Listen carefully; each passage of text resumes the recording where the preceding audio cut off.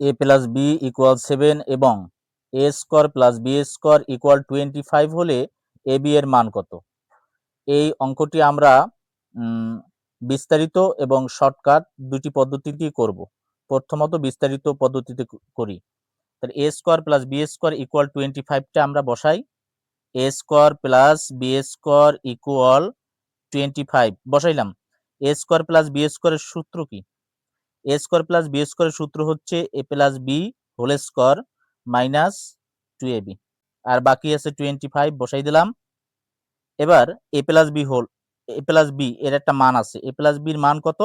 7। এ plus বির মানটা আমরা বসিয়ে দেব। এর উপরে কি আছে?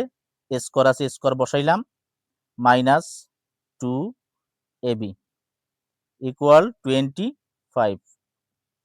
সাথে আমরা যদি স্কোয়ার করি তাহলে আমরা কি পাই? 49 2ab ইকুয়াল 25। এবার মাইনাস 2abটাকে আমরা বাম পাশে রেখে দিব। মাইনাস 2ab রেখে দিলাম।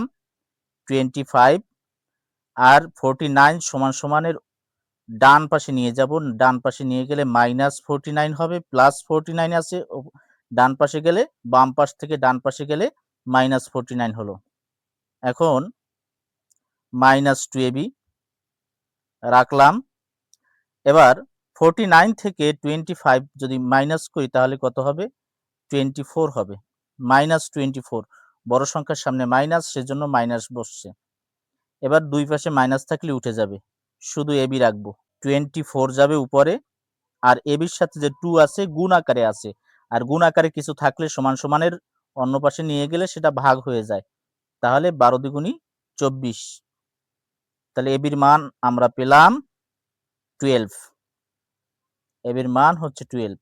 এটা যদি শর্টকাট মেথডে করি তাহলে এটা এইভাবে আমরা করতে পারি যে এর একটা মান ধরবো, বির একটা মান ধরবো, দুইটা মান যোগ করলে 7 হবে। তাহলে এর মান যদি আমি ধরি 3 আর বির মান যদি ধরি 4, তাহলে দুইটা কিন্তু যোগ করলে কি হচ্ছে? 7 হচ্ছে। এখন দেখি আমাদের এই ধরাটা ঠিক আছে কিনা।